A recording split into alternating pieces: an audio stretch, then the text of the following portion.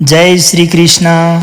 दोस्तों, किस प्रकार एक भक्त की जिद के सामने स्वयं परमात्मा भी हार जाते हैं, इसके लिए एक पावन चरित्र है भक्त गोपाल चरवाहे का, ग्वाले का, जो गायें चराता है। पहले के ज़माने में ऐसा हुआ करता था कि कोई चरवाहा ग्वाला होता था जो गांव वालों की सारी गायें इकट्ठी करके चराने के लिए जाता था, और गांव वाले उसके बदले में उसको अन्न इत्यादि उसके घर पर पहुंचा देते थे ताकि उसका परिवार खाना खा सके, उसकी गृहस्थ जीवन अच्छे से चल सके। अब उस ग्वाले गोपाल की एक खास बात यह थी कि ना तो वह एक भी अक्षर पढ़ा लिखा था, कभी गुरुकुल नहीं गया, और ना ही उसने भगवान के बारे में कभी कोई चर्चा सुनी थी। अज्ञान था बिल्कुल परमात्मा के संबंध में, यानी कि परमार्थ से उसका कोई संबंध ही नहीं था, परमात्मा से उसका कोई नाता नहीं था। वह बस इतना ही जानता था कि गायें हैं, उनको जंगल में चराना है, जंगल में ही घूमता रहता था। अब उसकी पत्नी थी जो उसके लिए भोजन भिजवा देती थी, और गांव वाले थे जो अन्न इत्यादि उसके घर पर पहुंचा दिया करते थे, क्योंकि वह उन सब की गायें चराता था। अब ना तो उसे किसी धर्म का ज्ञान था और ना किसी साधना का। उसने एक दिन देखा कि जंगल से एक संतों की मंडली जा रही थी। ओ श्री राम जय राम जय जय राम, श्री राम जय राम जय जय राम करते हुए निकल रहे थे। इसी प्रकार पहले के जमाने में संत जन मंडली बनाकर चलते थे और राम नाम का जप करते हुए आगे बढ़ते जा रहे थे। भक्त गोपाल ने ऐसा पहली बार देखा था। देखकर उसको बड़ा आनंद आया। वो भी उन्हीं की भांति उच्चारण करने लगा, पूरा तो नहीं परंतु राम राम राम राम इस प्रकार से उच्चारण करने लगा। तो देखो, कई बार क्या होता है कि अगर आप बिना गुरु के भी राम नाम का जप करते हैं तो वो राम नाम का जप आपको गुरु तक पहुंचा देता है, क्योंकि गुरु प्रदत्त नाम भगवत साक्षात्कार कराता है। अब धीरे धीरे समय बीतता रहा और 50 वर्ष तक की आयु हो गई। इस दौरान कभी कोई तीर्थ आटन, धर्म, कार्य, शास्त्र, स्वाध्याय, सत्संग कुछ नहीं। देखो, कृपा, विश्वास, अब वो अलौकिक ढंग से नाम में मिठास लगने लगी उसको। अब इस उम्र में भी कभी कभी वह जोर जोर से नाच पड़ता, चरवाहा गाता राम राम राम राम। तो ऐसा करते देखकर जो दूसरे लोग थे और जो लोग थे वो उसका उपहास करते, मजाक उड़ाते। अरे नरक में भी कहीं ठोर नहीं मिलेगी, जिंदगी में कभी कोई पुण्य नहीं किया, इस प्रकार से उसका बहुत सारे लोग उपहास करते थे। कहते थे कि ऐसा करने से तुझे क्या मिलेगा जीवन में। एक नाम पकड़ के उसे पीछे पड़ गया। नाम का जप करने से थोड़े ना कुछ तेरे को मिल जाएगा।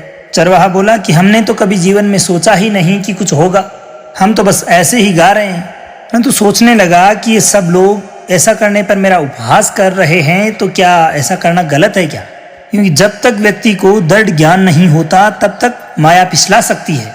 उसने कहा कि हम कोई लाभ के लिए या बैकुंठ जाने के लिए या किसी फायदे के लिए ऐसा नहीं कर रहे, हमारे को बस ऐसा करने में आनंद आता है, इसलिए करते रहते हैं।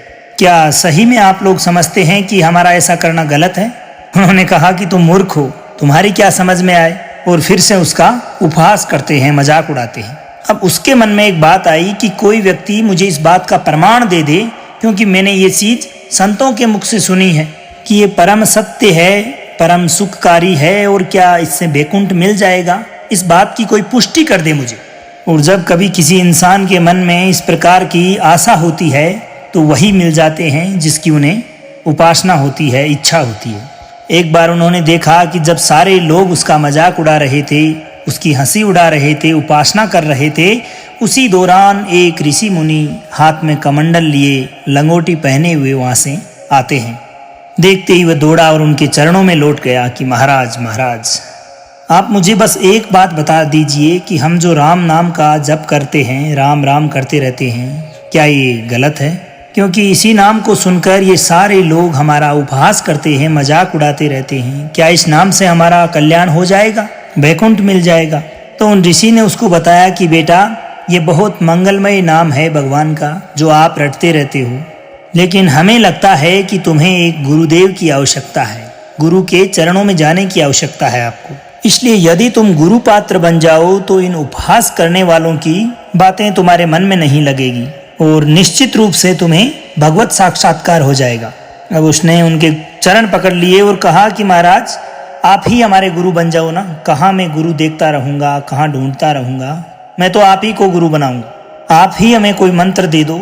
तो ऋषि बोलने लगे कि हम तो एक तीर्थ यात्रा पर हैं इस दौरान हम ऐसा नहीं कर सकते, परंतु यदि तुम भगवान से प्रार्थना करोगे तो तुम्हारे कल्याण हेतु तुम्हें सद्गुरु प्राप्त हो जाएंगे। इसलिए जब कभी भी कोई व्यक्ति सोचता है कि मैं किसे सद्गुरु बनाऊं, तो उसके लिए एक ही उपाय है कि सर्वप्रथम परमात्मा को गुरु बनाइए, भगवान को मानो, जगत गुरु श्री कृष्ण को गुरु मानो। और फिर आप उनसे प्रार्थना करो कि यदि आप आवश्यक समझते हो कि सद्गुरु के रूप में आप आकर हमारा कल्याण कर सको, तो मुझे वहाँ पहुँचा दो या आप स्वयं आ जाओ, क्योंकि मैं नहीं खोज पाऊंगा, मेरे पास वो दृष्टि नहीं है जिससे कि मैं सद्गुरु को पहचान सकूं। मैं आपको सत्य बताता हूँ कि जो कोई भी सद्गुरु की शरण में हो गया, उसके जीवन नौका की डोर सद्गुरु अपने हाथ में ले लेते हैं। फिर उसको कोई भय, कोई उपहास, किसी प्रकार की लज्जा नहीं सताती। वह सुख पूर्वक इस जीवन में आनंदित होते हुए जीता रहता है। पर बेटा, तेरे ऊपर भगवान की बड़ी कृपा है, क्योंकि तू संतों को मानता है। तू मेरी बात पर विश्वास कर ले और अंदर से एकांत में तू रो, तुझे निश्चित रूप से सद्गुरु मिल जाएंगे। अब ऐसा कहकर वो महात्मा अपने मार्ग पर चले गए तीर्थ यात्रा के लिए। अब वो खोजता, एकांत में बैठकर देखता, कभी कभी वो पेड़ पे चढ़ जाता कि कहीं कोई संत मुझे दिखाई दे। अब उनके लिए वहाँ भोजन पहुँचाता, गाय देखता, खोज करता कि कहीं सद्गुरु मुझे मिल जाए। अब ऐसा ही करते करते बहुत लंबा समय बीत गया, परंतु उसका विश्वास नहीं टूटा कि मुझे सद्गुरु नहीं मिलेंगे, क्योंकि उसको तीर्थ यात्रा करते हुए उस महात्मा की बात आज भी याद थी कि अगर तुम पूर्ण रूप से अपने मन से सद्गुरु की भावना करोगे तो सद्गुरु अवश्य आ जाएंगे। इस प्रकार से उसे पूर्ण विश्वास था। तो एक बार भगवान स्वयं सद्गुरु बन के उसके समक्ष आते हैं।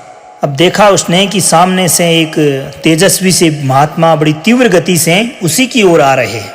देखते ही वह दौड़ा, गुरुदेव गुरुदेव कहते हुए उनके चरणों में लिपट गया। अब चरणों में जैसे ही गिरा तो एक बिजली सी दौड़ी उसके हृदय में। सोचने लगा कि अब बात बन गई, गुरु मिल गए। वह खड़ा हुआ। अब देखते ही उसके मन में सात्विक भाव उत्पन्न हो रहा है, आंखों से आंसू निकलने लगे। महात्मा को देखते ही उसके मन में आया कि जैसा कि संत कह रहे थे कि तुझे सद्गुरु मिल जाएंगे, और यही हमारे सद्गुरु हैं, आज मुझे मिल गए। हृदय में एक उत्साह और आतुर आवाज से कहने लगा कि प्रभु, मुझे इस भवसागर से पार उतरने वाला गुरु मंत्र दे दो। महात्मा कहने लगे कि ऐसे थोड़ी गले चलते ही दे दूंगा, जा पहले स्नान करके आ, फिर हम एकांत स्थान में बैठेंगे, मैं तुम्हें कुछ उपदेश दूंगा। बोला, महाराज मैं जंगली आदमी हूँ, मेरा घर बार से कोई लेना देना नहीं है, यहीं मेरा भोजन आ जाता है।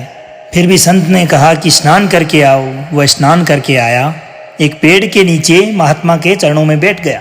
महात्मा कहने लगे कि भाई मैं तुझे कुछ नियम दूंगा, कुछ शर्तें हैं। तो कहने लगा कि महाराज मैं गंवार आदमी, अनपढ़, इसलिए ना हम आपका कोई नियम पालन कर पाएंगे, ना कोई व्रत पालन कर पाएंगे, और ना ही किसी प्रकार की साधना कर पाएंगे।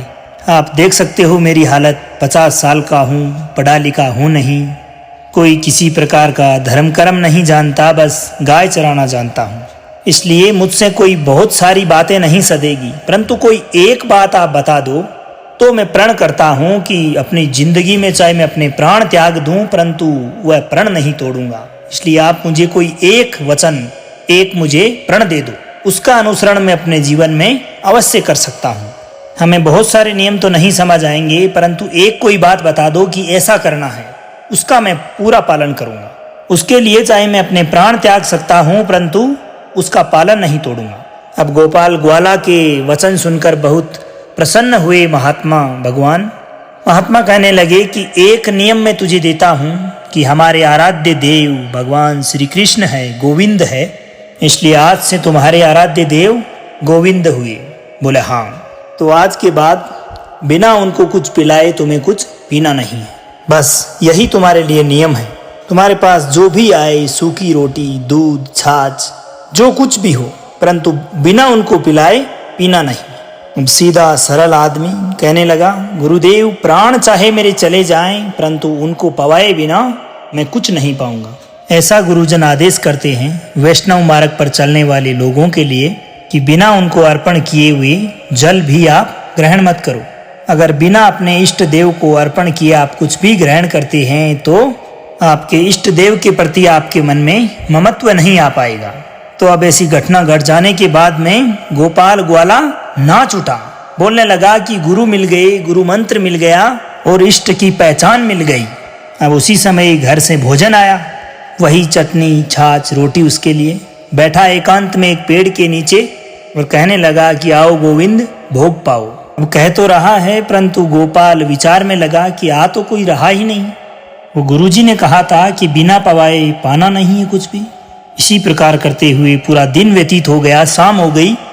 गुरुजी कह रहे थे कि घट घट में भगवान है तो वो तो कहीं से भी प्रकट हो सकते हैं। वो अंदर मंत्र जपता रहा कि आओ भगवान पाओ भोजन, परंतु नहीं आए। कहने लगा कि महाराज, हमारे गुरुदेव ने आपका ध्यान जो करने के लिए बताया था उसी तरह आओ आप और पाओ इस भोजन को। अब ऐसा ही करते हुए रात्रि हो गई, भगवान नहीं आए तो उठाया भोजन और एक गैया को पवा दिया। अब उसके पास तो बहुत सी गाय थी, भूखा रह गया। दूसरे दिन फिर भोजन आया, एक पत्ता तोड़ा, जल को छिड़का पत्ते से, भोजन रखा और फिर अपने आराध्य की आराधना करने लगा कि आओ प्रभु, गुरुदेव ने आज्ञा दी है कि बिना आपको पवाए मैं जीवा पर एक अन्न का दाना तक नहीं रखूंगा। अब ऐसे ही करते हुए शाम हो गई, रात्रि हो गई, फिर उसने गैया को खिला दिया, कुछ भी नहीं खाया। अब एक तो 50 वर्ष की अवस्था, पूरे दिन गैयों के पीछे दौड़ना और भोजन खाया नहीं, तो इस प्रकार शरीर में सामर्थ्य धीरे धीरे कम होने लगी। तीसरा दिन, चौथा दिन, पांचवा दिन, छठा दिन, सातवां दिन, दीनानाथ प्राण चाहे निकल जाए लेकिन गुरु की आज्ञा हम लोप नहीं सकते। अगर आप नहीं आएंगे तो भूख से मर जाऊंगा, परंतु अन्न नहीं खाऊंगा। अब देखो, एकमात्र चरवाहा है, संतों को देखा, अच्छा लगा, उनमें प्रीति हो गई, नाम पकड़ लिया, नाम की कृपा से गुरु मिले, गुरु ने उपदेश दिया, अब उसी की अनुसरण करने लगा। और अब ऐसे ही चलते हुए कई दिन व्यतीत हो गए और अस्थि मात्र हुए शरीरा। अब उनकी पत्नी उनसे पूछती है कि क्या बात है, भोजन तो हम आपके लिए रोज लाते हैं और आप रोज पाते भी हैं, क्या नहीं पाते? तो अब होता ऐसा है कि जब अपने गुरु से कुछ गुरु मंत्र अथवा कोई उपदेश मिला हो, जब तक वह फलित नहीं हो जाता, सिद्ध नहीं हो जाता, तब तक गुप्त रखा जाता है। जैसे आप किसी सत्संग में बैठे हो, आपको कोई शब्द अच्छा लगा, आपने उसे पकड़ लिया, तो अब उस वचन को जीवन में तभी बोलना है जब उसका प्रभाव आपके जीवन में आ जाए। ऐसे नहीं बोलना, नहीं तो निकल जाएगा। और यदि आपने रोक लिया तो वो अंदर ही अंदर मंथन करेगा और आपको उसमें स्थित कर देगा। अब चरवाहे गोपाल ने अपनी पत्नी को एक भी शब्द नहीं बताया कि हमारा गुरु दीक्षा हो गई, गुरु मिले थे, उन्होंने कोई मंत्र दिया है। इस प्रकार से कोई भी चर्चा अपनी पत्नी के साथ वो नहीं करते। देखो, सबरी जी जब उनके गुरुदेव घर पे पधारने लगे तो उनके चरणों में गिरकर रोने लगी कि हे प्रभु, इस संपूर्ण जगत में मुझ अधम को सिर्फ आप ही है जो प्रेम करते हैं। आप ही ने दुलार करके मुझे रखा, नहीं तो मैंने सब जगह ठोकरें ही खाई। कोई भी संत महात्मा हमारी तरफ देखना तक नहीं चाहता और प्रभु आप हमें छोड़कर जा रहे हो, अब कैसे अपना जीवन कटेगा? तो जानते हो गुरुजी ने क्या कहा कि बेटा, हम तो भजन के प्रभाव से ही भगवान के धाम जा रहे हैं और भगवान स्वयं चलकर तुम्हारे पास आए हैं। क्योंकि सबरी जी को बहुत दिनों तक, कई वर्षों तक गुरु के दिए हुए वचनों पर कभी अविश्वास नहीं हुआ। गुरुजी ने कहा था कि भगवान आएंगे, इसलिए वह रोज अपने पलक पावड़े बिछाए रखती, इंतजार करती, सोचने लगती कि गुरुजी ने कोई मजाक तो नहीं किया। फिर सोचती कि नहीं, गुरु के वचन कभी असत्य नहीं हो सकते, भगवान आएंगे। और सबरी की इसी उम्मीद में एक दिन भगवान आए और सबरी पर निहाल हो गए। अब ऐसा ही गोपाल ग्वाले के साथ हुआ। सोचता है कि गुरुदेव ने कहा था भगवान आएंगे तभी पाऊंगा, भगवान को पवा के ही अन्न पाऊंगा, नहीं तो अन्न नहीं पाना, ये प्रण लिया है मैंने गुरुदेव के सामने। अब गुरुदेव का कहने का मतलब कुछ और था। उनका कहने का मतलब था कि आप खाने से पूर्व भगवान को भोग लगा के नाम लेकर फिर अपना भोजन आरंभ करना, भजन कीर्तन करना, उनको याद करना, और इसी प्रभाव से तुम्हारे मानस पटल पर भगवान दिखने लगेंगे। ऐसा ही होता है। परंतु वो सीधा आदमी सीधा समझा, एक ही बात दिमाग में लग गई कि जब तक भगवान आकर नहीं पाएंगे तब तक हमें भी अन्न का दाना भी जुआ पर नहीं पाना। अब ऐसे ही करते हुए 18 दिन बीत गए, ना कुछ खाना ना पीना, क्योंकि जब महत्व व्यक्ति भगवान को देने लग जाता है तो शरीर का कोई महत्व नहीं होता। क्योंकि जहाँ प्राणनाथ स्वयं उनकी प्राणों की रक्षा कर रहे हैं, क्योंकि अन्न में भी तो प्राणनाथ की ही शक्ति है, तो बिना अन्न के भी उनका पोषण हो रहा है। ऐसे ही 18 दिन बीत चुके थे। 19वें दिन जब भोजन आया तो शरीर की आंतें सभी सिकुड़ चुकी थी। वैसे भी 50 वर्ष की आयु में ये सब होना स्वाभाविक है। आंखें धंस चुकी थी, उठने की ताकत तक नहीं बची। पत्नी ने फिर पूछा कि आप कुछ तो बताइए कि क्या आपको कोई रोग हुआ है, कोई परेशानी है, कोई दुख है, मुझे बताइए। आप क्या आप भोजन नहीं पा रहे तो मैं यहीं रुक जाऊं आपकी सेवा के लिए, या फिर आप घर चलिए। परंतु कोई उत्तर नहीं। कहने लगे कि आप जाइए, हम ठीक हैं। फिर धीरे से एक पत्ता लाए, जल को छिड़का, कहने लगे भगवान आओ, पाओ आकर के। इसी तरह शाम हो गई। फिर भोजन गाय को दे दिया और मन में विचार कर लिया कि अब तो मरना ही है, क्योंकि अब मुझ जैसे अधम के पास भगवान तो आएंगे नहीं, वो तो भगवान हैं। लेकिन मैं अपने गुरु के वचन नहीं तोड़ सकता, चाहे मर जाऊं परंतु वचन नहीं तोड़ूंगा। इसी प्रकार 27 दिन व्यतीत हो गए। एक अन्न का निवाला तक शरीर में नहीं गया। अब उनके शरीर में न चलने की शक्ति बची थी, न पत्ता लाने की और न ही जल छिड़कने की। जिस पात्र में उनकी पत्नी भोजन लाई थी उस पात्र को लेटे लेटे ही खोला और कहने लगे कि हे प्रभु, मुझे पता है कि आप इस शरीर से नहीं मिलोगे, परंतु हे प्रभु एक बात आप भी जान लो कि मैं अपने गुरु के आज्ञा का अवहेलना नहीं कर सकता। ये आप जान लो कि जितने भी लोग महान हुए हैं वो बहुत निष्ठावान हुए हैं। आजकल के जीवन में जरा सा कोई दुख हो, परेशानी हो, लोग फिसल जाते हैं। अब 27 दिन क्या है, अनंत जन्मों के किए गए पाप कार्य, कूड़ा करकट सब भगवान हर लेते हैं, बस निष्ठा के लिए। निष्ठावान बने रहिए। अब ऐसी स्थिति में हम सोचें कि भगवान इतने निर्दयी कैसे हो सकते हैं। भगवान निर्दयी नहीं है। इस आत्मा को कोई फर्क नहीं पड़ता और इस शरीर ने जो कर्म किए हैं जन्म जन्मांतर तक, वो निष्ठा के कारण दुख नहीं पहुंचेगा। कभी भी निष्ठावान को दुख नहीं पहुंचता, क्योंकि निष्ठा का जो कवच है उसे कोई कभी भेद नहीं सकता। किसी भी माया के किसी यंत्र में ऐसी ताकत नहीं जो निष्ठावान के कवच को भेद सके। इसी को तो सच्ची निष्ठा कहते हैं। नहीं भेद पाए। 27वां दिन है। पति की ऐसी स्थिति देखकर पत्नी कहने लगी कि स्वामी अब तो तुम कहोगे तो भी मैं नहीं जाऊंगी। तो इस पर वह अपनी पत्नी को इशारे से ही कहता है कि आज भर चली जा, क्योंकि उसको लगता है कि आज उसके प्राण निकल जाएंगे। कहता है कि आज चली जाओ, कल तुम चाहो तो यहीं रुक जाना।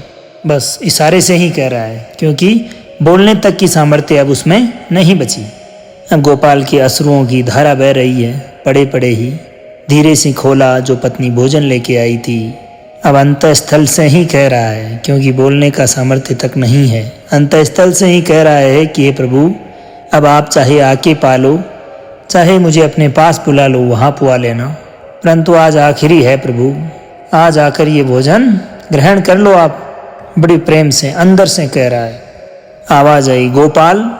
आंखें खुली, क्योंकि बोलने का तो सामर्थ्य था नहीं। अंतर मन से ही प्रार्थना करी थी प्रभु से, ओ गोपाल।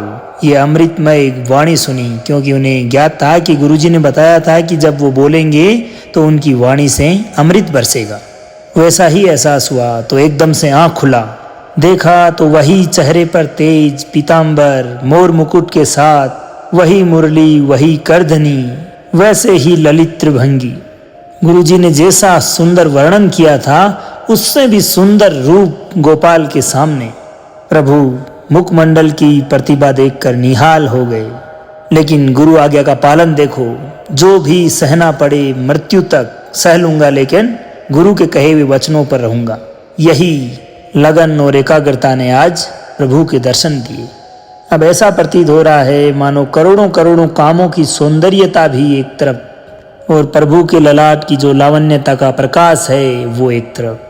मन हरणी मुरली जैसे बताया था गुरुजी ने अधरों पर विराजमान, वैसे ही। अच्छा, अब खास बात यह कि गोपाल के सिवा भगवान को न गाय देख पा रही, न पास बैठे दूसरे चरवाहे। क्योंकि अगर वास्तविकता में भी ऐसा होता है, भगवान किसी को दर्शन देते हैं तो पहले भगवान वो देखने वाली दृष्टि प्रदान करेंगे। आपकी तपस्या को देखकर, आपकी भक्ति को देखकर तभी आपको दर्शन हो पाएगा, अन्य किसी को नहीं दिखाई देंगे। इसलिए सर्वप्रथम गुरु रूप से दृष्टि प्राप्त होती है, फिर भगवान की साक्षात्कार होता है। ऐसे ही गोपाल ग्वाले की अंतर्दृष्टि खुल गई और सामने देखा तो वह सुंदर मोहिनी स्वरूप भगवान श्री कृष्ण का। अब सामने परमात्मा का साक्षात्कार देखकर गोपाल की आंखें नहीं टिक रही, विश्वास नहीं हो रहा। भगवान के तेज के सामने आंखें बंद हो गई। अब जैसे ही आंखें बंद हुई तो देखा कि भगवान उसके मानस पटल पे दिखाई पड़े। पुनः आंखें खोली तो देखा भगवान सामने। भगवान मुस्कुराए, सामर्थ्य प्रदान की। देखो, अर्जुन के साथ ही तो भगवान खेलते थे, मित्र भाव से, सखा भाव से।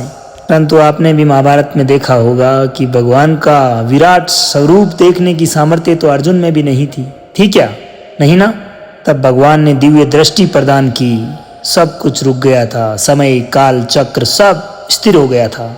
तब भगवान ने अर्जुन को जो ज्ञान प्रदान किया, उसी से उनको युद्ध के लिए सामर्थ्य मिला, बल मिला, साहस मिला। फिर भी उस समय अर्जुन जी कांप रहे थे उनकी दिव्य दृष्टि के सामने। इसलिए ये तो माधुर्य रूप है श्री कृष्ण का। अब गोपाल ग्वाले में इतना सामर्थ्य नहीं कि वो प्रभु के पास चला जाए, उनके चरणों के पास चला जाए, तो उन्होंने इशारा किया कि प्रभु थोड़ा नज़दीक आ जाएं। प्रभु आए, उसने अपना माथा प्रभु के चरणों में टेका, अपने आंसुओं से भगवान के चरणों को धोया। देखो, एक गांव का साधारण सा अनपढ़ गाय चराने वाला ग्वाला, जिसे किसी धर्म कर्म का कोई ज्ञान नहीं, ना भक्ति का ज्ञान, किसी शास्त्र का कोई ज्ञान नहीं। अब भगवान ने उसे अपने हाथों से उठाया और हृदय से लगाया। हृदय से स्पर्श करते ही वही हष्ट पुष्ट बलवान शरीर, मानो कुछ हुआ ही नहीं। देखो, भगवान के तेज की सामर्थ्य, ये सब भगवान के स्पर्श की महान सामर्थ्य है। बाली ने मारा ना सुग्रीव को, तो कर बरसा सुग्रीव शरीरा, जे स्पर्श से सारी पीड़ा चली गई। भगवान अमृत श्रावी है, भगवान दिव्य चिदानंद भाव देने वाले हैं। अब ये सब घटनाएं सुनकर ये न मानो कि ये बस कहानियाँ मात्र हैं। ये सत्य विषय आप भी प्राप्त कर सकते हैं। इन्हीं के लिए रोज सत्संग होते हैं। बाल गोपाल भगवान के हृदय से लिपटे हैं, उनके अश्रु उनके हृदय पर गिर रहे हैं, तो भगवान के भी अश्रुओं से गोपाल का अभिषेक हो रहा है। ऐसा दृश्य सामने बनकर आ गया है जैसे कृष्ण सुदामा का मेल हुआ हो। भगवान को दैन्य बहुत पसंद है। तभी कई संत महात्मा कहते हैं कि हे भगवान, हमें बुद्धिहीन बना दो। ये जब बहुत बुद्धि चलती है ना, जिसके लिए हम दौड़ भाग करते रहते हैं, ये सब उसी का तो खेल है। अगर बुद्धिहीन हमें बना दिया तो ये दौड़ भाग ही खत्म हो जाएगी। मोह माया जंजाल सबसे छुटकारा स्वतः ही मिल जाएगा और हम भगवान में लीन होकर उन्हीं के हो जाएंगे और भगवान हमारे। तो अब भगवान बोले कि हे प्यारे गोपाल, अब तू रोना बंद कर। देख, मैं तेरे प्रेम से पगी हुई जो ये सूखी रोटियां हैं, इनको अभी पाता हूँ, ग्रहण करता हूँ। भगवान वहीं बैठ गए पेड़ के नीचे, और जो उसके घर की रोटियां थी उसकी अर्धांगिनी लेकर आई थी, उनको बड़े चाव से पा रहे हैं। कहते हैं कि देखो, मुझे त्रिभुवन का कोई भी भोग इतना प्रसन्न नहीं कर पाया। कहते हैं गोपाल से कि हे गोपाल, मुझे त्रिभुवन का कोई भी भोग इतना प्रसन्न नहीं कर पाया, तृप्त नहीं कर पाया। समझो इस बात को, बहुत गहराई है इसमें। जो लोग समझते हैं कि हम झूठ पाखंड अधर्म से पैसा कमाकर 56 भोग बनाकर भगवान को प्रसन्न कर लेंगे, भगवान कह रहे हैं कि मुझे त्रिभुवन का कोई भोग प्रसन्न नहीं कर सका। मैं सदैव ऐसे ही अन्न की चाह रखता हूँ। भगवान के वचन, जैसे दुर्योधन का 56 भोग त्याग कर, स्वागत उसका ठुकरा कर विदुरानी जी के यहाँ जाकर उन्होंने भोजन ग्रहण किया था। कहते हैं मैं ऐसे ही अन्न की चाह रखता हूँ। इसलिए कभी प्रेम से एकांत में रोकर भगवान को पवाना सीखो, चाहे भले ही कटोरी में ही थोड़ा सा भोजन हो। परंतु अगर आपकी भावना बिल्कुल गोपाल जैसी है, दैन्य भावना से अगर आप भगवान को याद करते हो, आप जिस प्रकार से मानोगे भगवान भी आपको वैसे ही मानते हैं। कहते हैं गोपाल, जो मुझे सच्चे हृदय और श्रद्धा के साथ पुकारता है, आराधना करता है, मैं उसको अवश्य मिलता हूँ। जो प्रेम पूर्वक मुझे पवाता है, मुझे भोजन परोसता है, मैं अवश्य ग्रहण करता हूँ। पत्रम पुष्पम फलम तोयम इमे भक्त्या, भक्ति पूर्वक जो भी पवाता है। भक्ति पूर्वक का मतलब दैन्य भाव। अभक्त में अहंकार होता है। देखो, अगर आप सोचते हैं कि ये क्या मैंने, तो भगवान इसे स्वीकार नहीं करते हैं। वो आपका शुभ कर्म बन सकता है अगर आपने धर्म का पालन करते हुए कोई धन अर्जित किया है, लेकिन भगवान की प्रसन्नता का हेतु होगा दैन्य भाव। भगवान श्री कृष्ण को, परमात्मा को आप जहाँ भी देखो, दैन्य भाव से ही पाया जा सकता है। और ये दैन्य भाव कहीं बाहर से नहीं मिलता, ये बनावटी नहीं होता। ये वस्तुता होती है हृदय की। भगवान के प्रति प्रेम होता है, प्रदत्ति होती है। अगर कोई भी मनुष्य अपने सद्गुरु की आज्ञा का दैन्य भाव से पालन करे तो उसको इस प्रकार का दैन्य भाव मिलता है, उसका अहंकार गलित हो जाएगा। भगवान कहते हैं कि हे वत्स, मैं किसी भी वस्तु का कभी भूखा नहीं हूँ। मानो गोपाल के बहाने से हम सबको समझा रहे हैं। अब सोचो भगवान को क्या चाहिए, कुछ भी कर लो, माना कि तुम तात्कालिक वर्तमान दुख को मिटा सकते हो, तात्कालिक, लेकिन संपूर्ण दुखों को मिटाने के लिए हरि नाम गरज रहा है, राधा नाम गरज रहा है। आप सभी लोगों से मेरी हाथ जोड़कर विनती है, प्रार्थना है, आराधना है, समझो इस बात को। कलयुग केवल नाम आधारा। देखो, संतों से सुनकर सिर्फ राम नाम शुरू किया, मिल गए सिद्ध सदगुरुदेव, दे दिया मंत्र, बता दी निष्ठा, और मिल गए साक्षात भगवान। भगवान कह रहे हैं कि अब तेरे जीवन में दुख का लेस भी नहीं रहेगा। तू अब घर जा, तुझे किसी की गाय चराने की आवश्यकता नहीं है। कुल परंपरागत तेरे घर में लक्ष्मी स्वतः ही बढ़ती रहेगी। अब तुझे कुछ करने की आवश्यकता नहीं, कुछ करने की जरूरत नहीं। देखो, ये सोने के जो पहाड़ बने हुए हैं, ये क्या किसी सुनार ने बनाए हैं क्या? प्रभु ने ही तो बनाया है। भगवान हंसते रहे। गोपाल समझ ही नहीं पाए कि भगवान अंतर्ध्यान हो गए। अभी तक तो गोपाल भगवान को मन भर के देख भी नहीं पाया था, सब कुछ कह नहीं पाया था। इतने में ही भगवान अंतर्ध्यान हो गए। अब तो वो चिल्ला चिल्ला कर रोने लगा, सोचने लगा कि आंखें बंद हो गई तो भगवान मेरे मानस पटल पर दिखाई पड़ने लगे। खुश हो गया, खुशी के मारे रोने लगा। कह रहा है कि भगवान कहाँ कहाँ रहते हैं, मुझे तो पता ही नहीं था, भगवान तो हर जगह दिखाई पड़ रहे थे। तो इसलिए मित्रों, धैर्य धारण करके, चाहे जीवन में कितना भी कष्ट हो, दुख हो, परेशानियां हो, आप पीछे मत हटो, फिसलो मत। माया आपके पार्षदों को घेरेगी, आपको फिसलाने की पूरी कोशिश करेगी। प्रभु कहते हैं कि चिंतन छूटे वो कुछ भी स्वीकार नहीं।